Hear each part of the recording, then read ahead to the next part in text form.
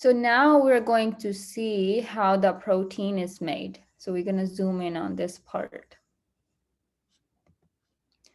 Okay, so we went from DNA, did the transcription, and we had the mRNA molecule that went to the cytoplasm and took the information.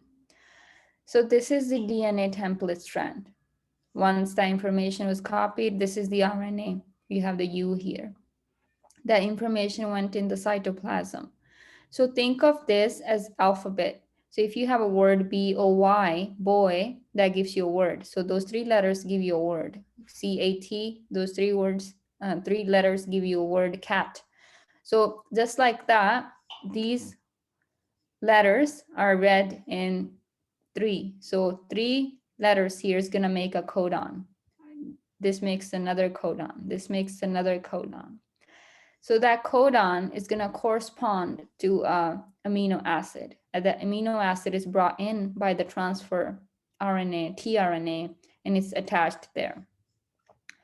And this is going to be read, and correct amino acid is going to be brought in by the tRNA, and it's going to be attached there. And that's going to give you a polypeptide.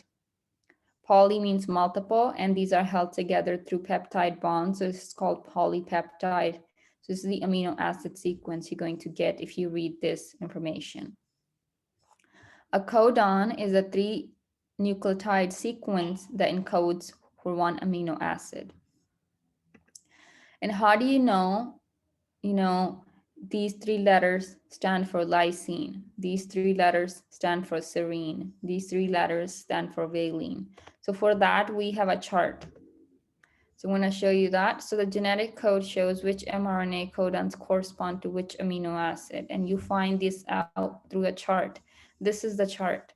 I don't like this chart. It's very, very confusing. So when you search maybe amino acid chart, you're gonna see a lot more different kinds. You can pick the one you like, but this is the one I like. You don't have to memorize this chart. I'm going to give you this chart on the exam. So we're not going to use this one, the one that's given in your book, but instead we're going to use this one. So when you have a three-letter word here, let's see, you have AAG. The way you're going to read the chart, you're going to look at the first letter, that's A. So it says first position. You're going to find A, that's A. Now you know you need to look in this row. Then you look at the second letter, A. So you look on the second position here, top. There's the A. Now you go down here, you already know you need to look in this row. Now you need to look in this column wherever they meet. That's the box you need to look in. For the G part, you can look at this box and go on here, or you can just find that amino acid in the box. AAG stands for lysine. There are some special codons, and one of the special codons that you have to know is AUG, that's a MET codon, that's a start codon. That's where translation always starts, AUG, MET. And then there are 3 stop codons. You don't have to memorize these, but just know that there are stop codons. Once it reaches the stop codon, it's going to stop. So it's going to start here, and it's going to stop on one of these 3. I want to know if there are any questions on this, and if everybody can read this chart, because that's very important. It's probably going to be a 5-point question on the exam. So let me know.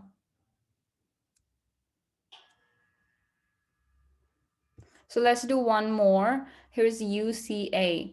Actually, I'm going to have you guys do it. Tell me what UCA stands for which amino acid.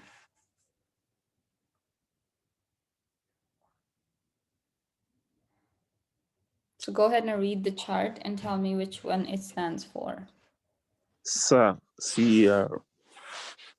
So serine, S-E-R.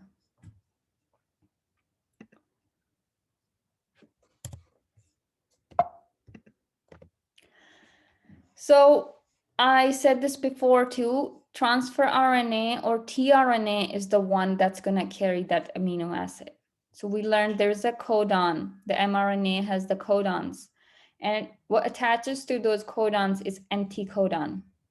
That's on tRNA. And the anticodon, they're just these molecules are just floating around in the cytoplasm. Once there's a correct codon, the anticodon goes towards that and carries the corresponding amino acid there. And this tRNA is transferring this correct amino acid, and this anticodon is going to attach with the codon. So tRNA binds to mRNA codon up here. So it's probably AUG, that's the start codon. And the anticodon to that is UAC that carries MET, that's the start codon, the correct amino acid. And it's gonna bind to the corresponding amino acid there. So translation also have 3 steps: initiation, elongation, termination. Initiation is the start, where it starts, and it's always going to start at AUG, MET, start codon. Elongation is when it's growing, the amino acid chain is growing and the protein is being made. Termination is where it stops. It can be any of those 3 stop codons. That's where it's gonna terminate. All of these steps happen at ribosomes. So the ribosomal RNA is where this is taking place. So ribosome RNA is an enzyme. So let's look at initiation. We said it's always going to start with at AUG. So that's AUG.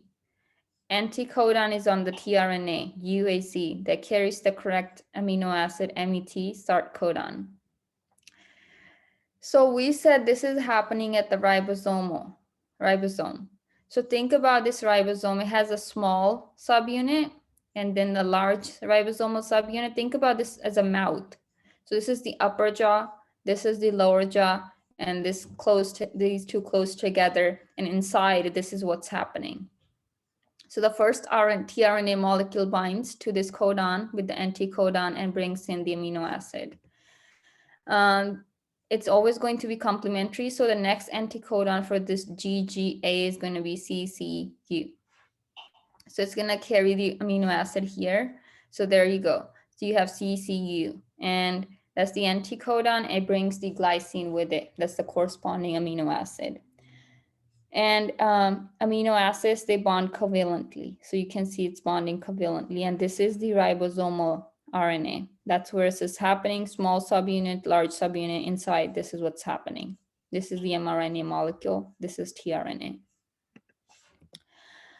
So the first tRNA leaves. Now you see the MET anticodon left, but what's left behind is this MET amino acid, the start codon. And then the next one's going to leave. This is what's left behind. Next one leaves. This is what's left behind. And these are bonded together through covalent bonds. Ribosomal moves to the right. So this moves to the right. It keeps reading this. Anticodons keep coming in with the correct amino acids. Amino acids keep getting linked together, and tRNA keeps leaving. So these are linked amino acids. So this leaves, but they remain linked here. So I want you to notice that they are not leaving, they're staying there, they're linking together, but this is leaving the anticodon. So it's gonna continue until it reaches the stop codon. I believe this is one of the stop codons. So UAA, that's the stop codon. So that's the stop codon. Now it's gonna stop, and you have this amino acid chain known as polypeptide, and this is going to release. So the ribosomal reaches a stop codon, a release factor binds. That's basically when the protein can release.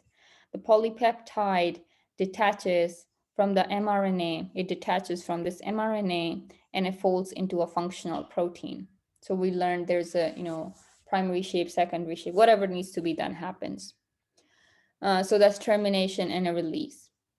On this slide is showing that this is not just happening at one mRNA or one ribosomal RNA molecule or one ribosome.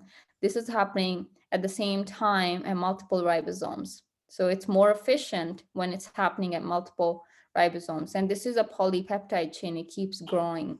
And you can see here it's about to maybe reach the end because it's really long already. So it's happening at multiple ribosomes at the same time, so it can be more efficient. So I'm going to stop here.